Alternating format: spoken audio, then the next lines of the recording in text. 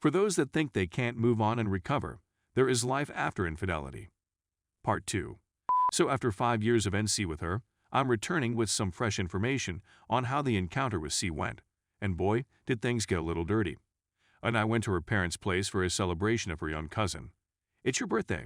I couldn't figure out why she was so happy at first, but he was her favorite cousin, and he taught her how to play the piano, so I think she wanted to show him off. The man was also really cool and a beast on those keys. The party was fantastic, and everyone was having a nice time.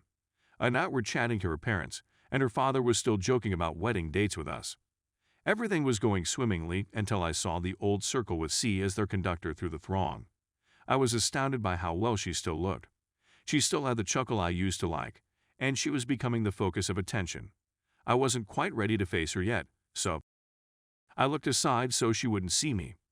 After a few more hours, the party is winding down and everyone is preparing to go.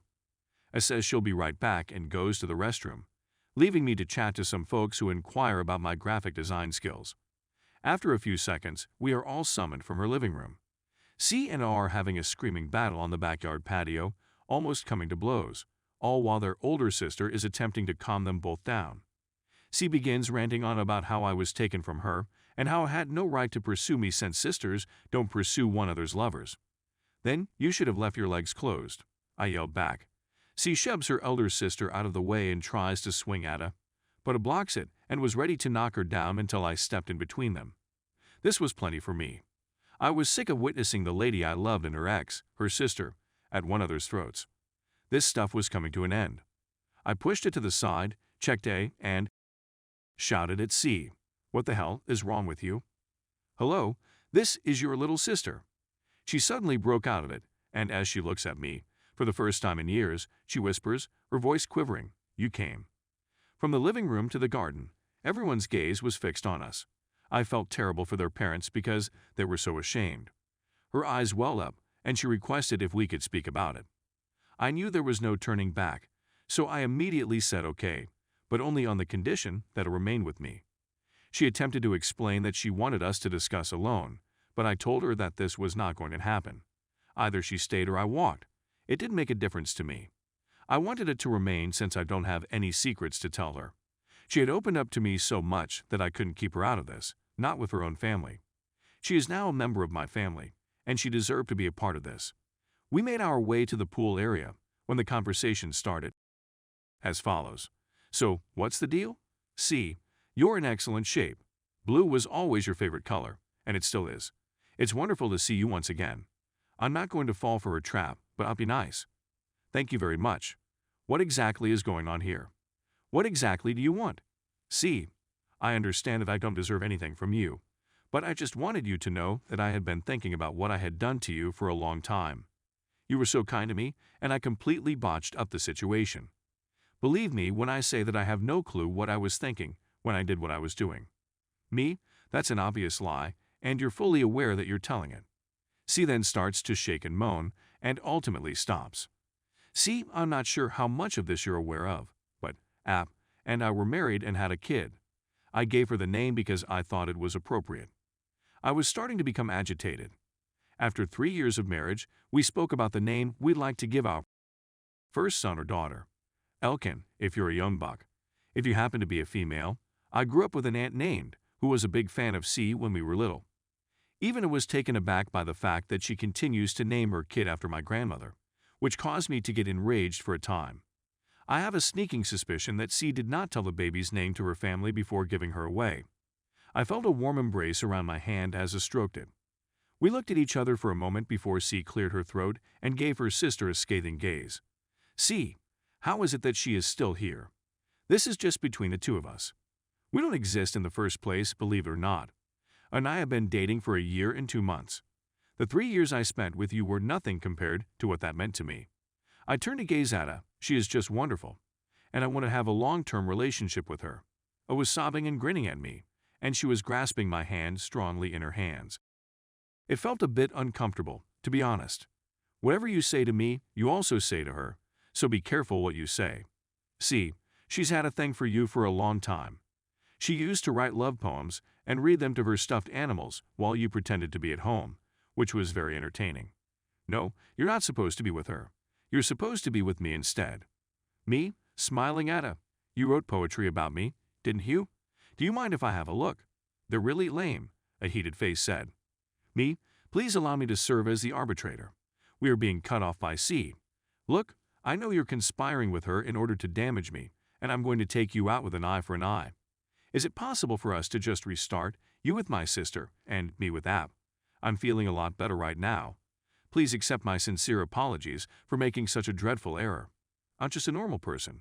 People make errors, but I've learned to be a better person as a result of my blunders. I'm certain that I can restore your trust. Please allow me to put things right. Will you at the very least provide that courtesy to me? I swear there are stones embedded in this girl's body. I had at the end of my rope at this point. Me, years ago, you squandered it when you decided to betray me, especially on Valentine's Day.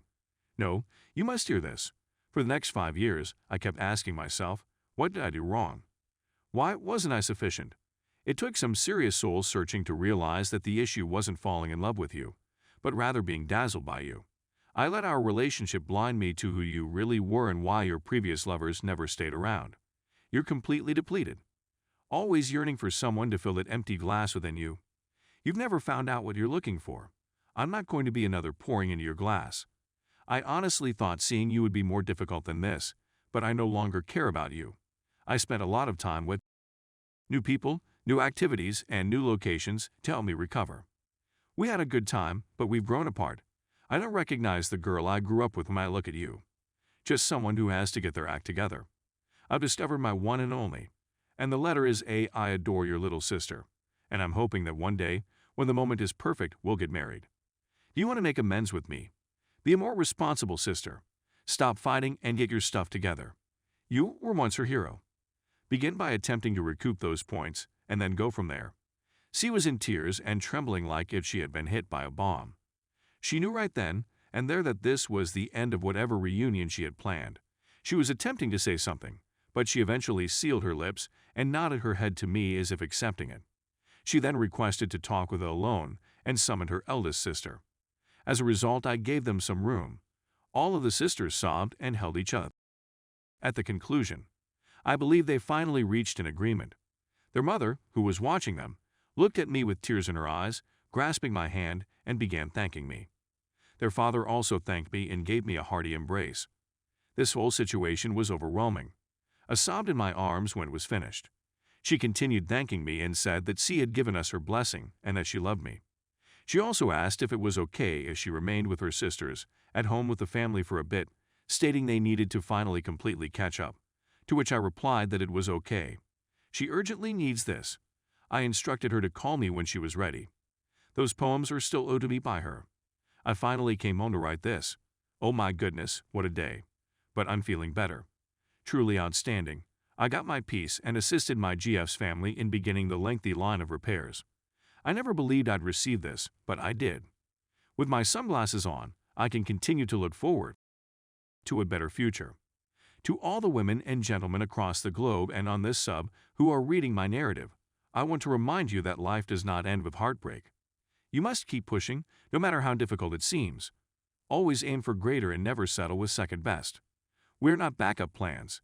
We have these scars as memories of how we overcame the worst suffering and turned it into a power. I realize how trite and silly that sounds, but time, patience, and good company can make a world of difference. It's never too late to start. You are deserving.